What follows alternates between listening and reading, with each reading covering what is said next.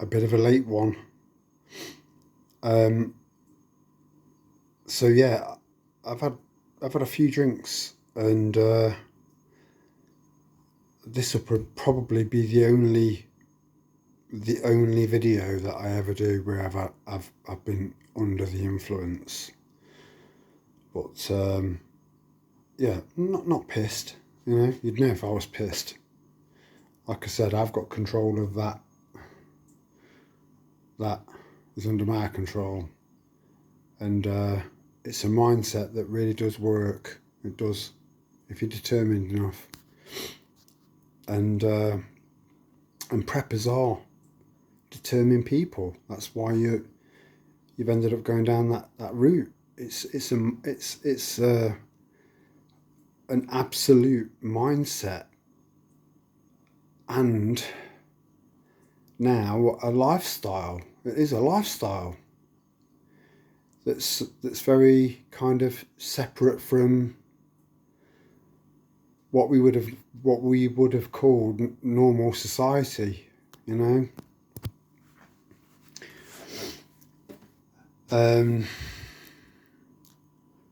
Yeah, you know, just the fact. Look how much light. This is a candle that I made tonight, and you know, I mean, it's kind of, the camera doesn't really show off the amount of light that this small candle from a ramekin that came with a dessert and just repurposed. And yeah, look at the light that one candle gives off. You know, I don't need to light these two. Making your own candles, honestly, once you've nailed it, you know, because when you start doing it, you, as I was reminded on a regular basis by my beautiful wife, that I was making a proper fucking mess. But she appreciated the candles because she loved candles, you know. So yeah, it's just definitely something worth doing. You know, if you've got a bit of spare time in your hands, you'll get where I'm coming from as far as it being quite therapeutic. Anyway, so I had one of those kind of moments, you know, those kind of little ideas in my head, and it left an imprint, you know. So I was thinking of, and it wouldn't appeal to a lot of people, even though it's a very, very simple, straightforward skill that you can learn almost straight away if you've got a map, a compass, and you're prepared to listen, you know. But just having the basics of reading a map and going in the right direction on a map, again, it's such an easy thing to learn that once you've got it, it's that skill's with you forever. You don't lose it. You won't lose it. It's so straightforward. So yeah, I might do a video on that at some point. Again, I don't do things for views. I just put things out there. I get these eureka moments, and I'll think, right, how can I put that across in a video, and then I'll kind of put it together. You know, it's just yeah, it's not for clicks. It's not for clicks. It's just, it's information I think would be valuable to someone out there. You know, if it's 2 in 100, it doesn't matter. That is the purpose of this channel. It just, you know. But anyway, so going back to the compass and the map thing, that I will explain in very, very, very straightforward layman's terms, and you can't go wrong. You can't go wrong. It can get more complicated, but it doesn't need to be. It doesn't need to be, you know, unless you're going through woodland, maybe a big forest. That could be a problem with this method. But anyway, I'll explain that further down the line. So I just got to thinking where my caravan is, and the fact that it's in a part of the Peak District, the highest point of the Peak District. So it seems to have its own like unique weather system. It's one of the most difficult areas of the UK to fully predict what the weather's going to be like, because it just draws in so much moisture. And yeah, I'm trying to get to the point here, but I do go around the houses. So on the northern end of the Hope Valley, you've got Kinder Scout, which is the highest point of the Peak District, and I'm very, very fortunate that I've got that almost on my doorstep, you know. It's just the other side of Chesterfield to get to the nice bits, you know, the dark bits, the wildest bits. And there are you know, none of them are wheelchair friendly. You know, it is a hard going scramble, really, on what is meant to resemble a path on the map, on an OS map. And I mean, I've not been up there for a very, very, very long time,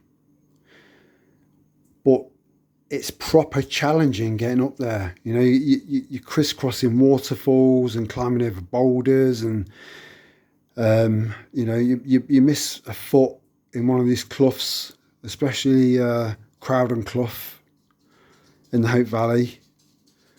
You get to the top and you're just grabbing all the grass and just hoping that the grass doesn't come away. You know, it's a proper nice, it's a thrill. It is. And then you get to the top, all the way up, it's just been pure blue skies all day. And it's still blue skies as you're going up there. And then all of a sudden, just this weather system appears from nowhere, and visibility is down to 10 meters tops. You know, it got thicker and thinner as we went along. But yeah, we had absolutely, without this basic knowledge, we would have had no idea where we were, because it was so disorientating. It was unbelievable. And it's just so wild up there. I mean, there are boulders up there, huge boulders. This is going to be a one-off video that I'm still umming and ahhing about posting. But yeah, there are these massive, massive boulders up there. And I know that they are made of sandstone. I get that. And that wind and rain erosion can form mad shapes in boulders. But if you've ever been up there and you've walked along the edge of it, along the edge of the top of what eventually becomes Kinder Scout,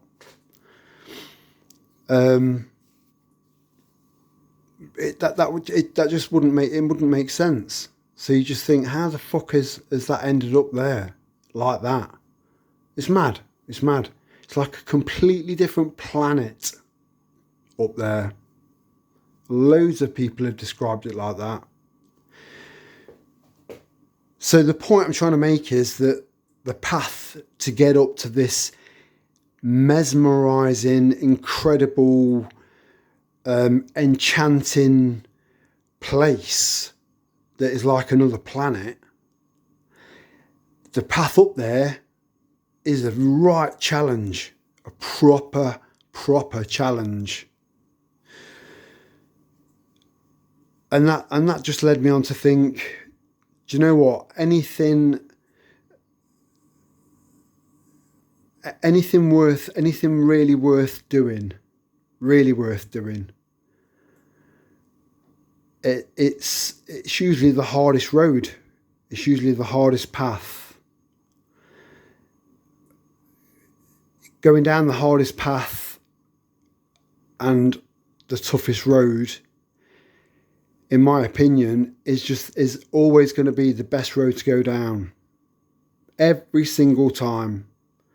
Because all it does is make you grow and stronger. So yeah.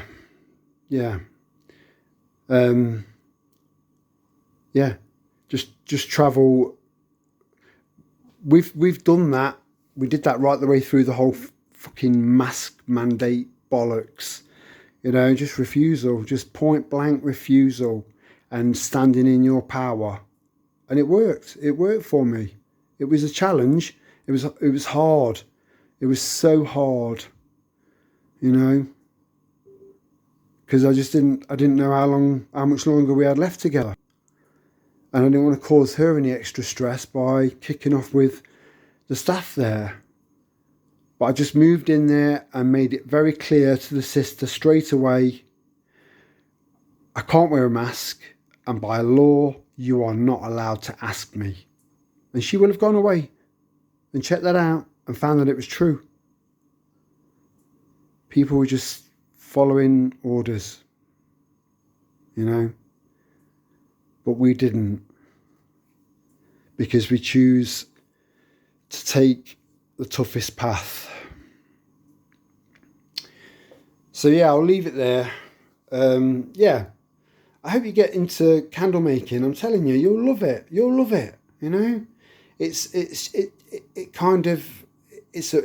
Not only is it an amazing distraction, because you do need a bit of care and a bit of timing and a bit of